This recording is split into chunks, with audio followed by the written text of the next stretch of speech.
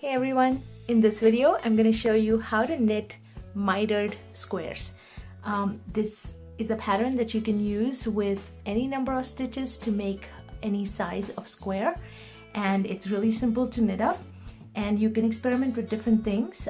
You can work with just one color, or you can work with 2 or 3 different colors and make wonderful little patterns and make little squares like that you can use either as a coaster. If you made them a little bit bigger, you can use them as dishcloths or even as placemats. You can join different miter squares together to get a pattern because of this directional knitting that you do with this pattern. It actually makes for lots of different ways that you can work with these. So it's a really simple technique, and I'll show you in just a minute.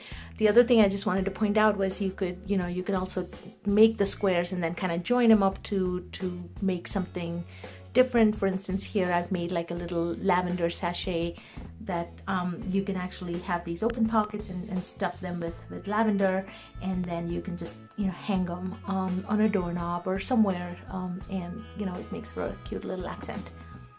So let me show you how to do that. And what I've done here is I've cast on about 16 stitches. Now the key is that you have to have an even number of stitches if you want to make a perfect square. So I've cast on 16 stitches here, just using the knitted cast on technique. And for the very first row, I'm going to go ahead and knit up to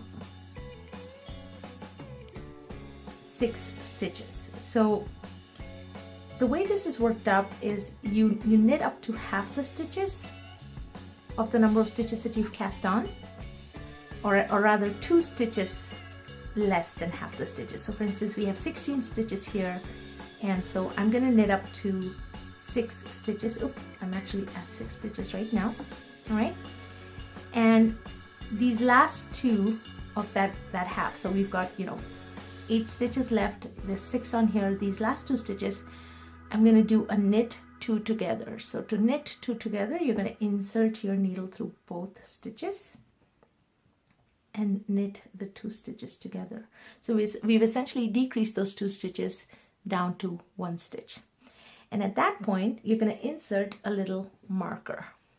So you can get these little markers pretty much in any hobbies or craft store. You can also certainly make your own using a different colored yarn and just make a little round.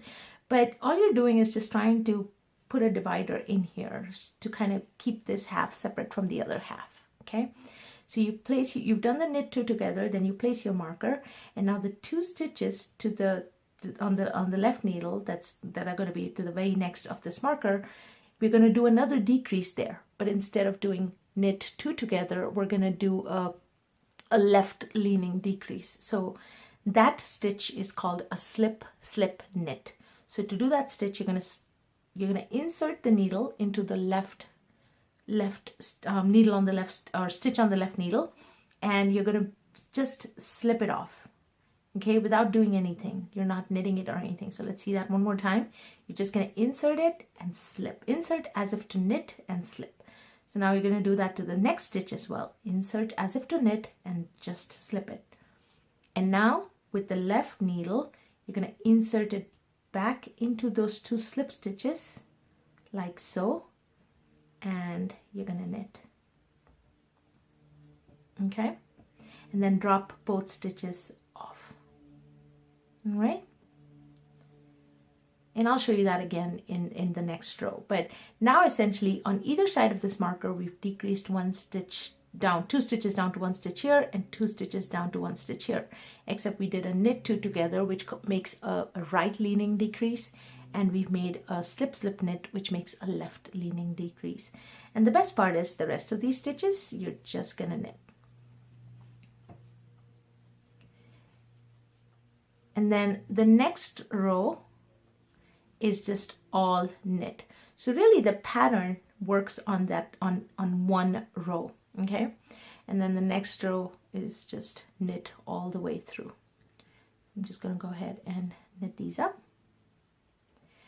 And these mitered squares, you don't have to do them in 2 colors or multicolor. You can just do it with 1 color, that's fine.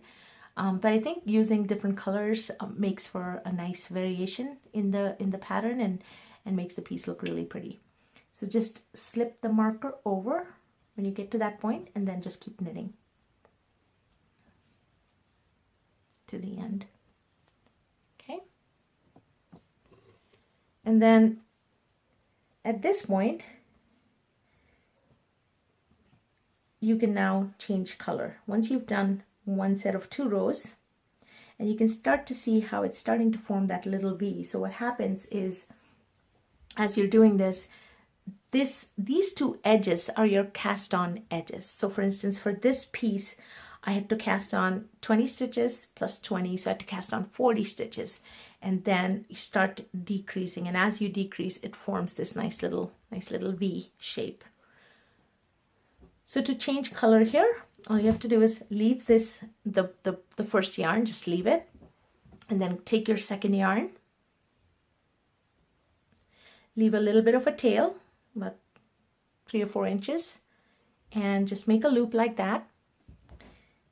Insert your needle as if to knit. Just put that loop around your needle and start to knit with the new color. Okay. For the next stitch, just be sure that you're working with the working part of the yarn and not that tail, and make your second stitch. Now I know it's going to look a little awkward for that first stitch since it's that loose. Don't worry about it right now. Knit a few stitches and then just come back to it. Tug on that yarn a little bit. Tug on the previous yarn, and you can actually tie this tail to the yarn. Okay, just a single knot for now is fine. You can certainly double knot it as well, but I just do a single knot. And so you follow the pattern on this row, so you're going to keep knitting until 2 stitches on this side of the marker. Now we're at these 2 stitches, so just like we did in the previous, the 2 rows before, we're going to knit these 2 stitches together to decrease them down to 1 stitch. Slip the marker over, and now we're going to do another decrease, but we're going to do that slip, slip, knit. So insert as if to knit, but just slip, insert as if to knit again and slip, and then insert the left needle into the front loops of both those stitches on the right needle and knit. Okay, and then drop both stitches, and then you just knit to the end, and then the next row is just knit all the way. So if you follow this pattern all the way through, you'll come down to a point where you're down to just 4 stitches. So you'll come to a point where you're down to just 2 stitches on the right side and 2 stitches on the left side, at which point you'll just do knit 2 together here, and you'll do the slip, slip, knit on this side. Then that'll bring you down to 2 stitches, at which point you'll just do the knit 2 together, and you'll be down to 1 stitch, which you'll then just pass the loop, pass your yarn through the loop and just tighten it up. And that's it. And that will give you a beautiful little mitered square. And you can do different kinds of patterns.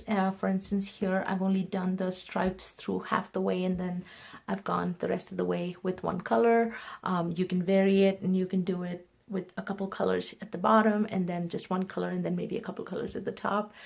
Here I've done it all the way through, and if you want to join them after they're done, for instance, to make these little sachets, what I would do is I would just bring these 2 ends together and bring these 2 ends together, and you'll have the yarn. You can certainly use a yarn on a needle and just sew these ends together, leaving a little bit for a loop, but most of the time you'll actually have the tails that are left over almost on each side, and you can just bring them together and kind of tie up those tails and make this little sachet. You can certainly also seam all the ends after you've filled it in with any kind of potpourri or dried flour filling, and then or you could leave it open. I mean, for the most part, once you've tied them like that, they stay pretty shut. especially if you're going to hang them like that. So I think it looks really pretty. And there you have it, how to make a mitered square. If you enjoyed this video and would like to see more, please subscribe to my channel, Knittycat's Knits. And if you have questions or ideas or suggestions, please leave a comment. And happy knitting!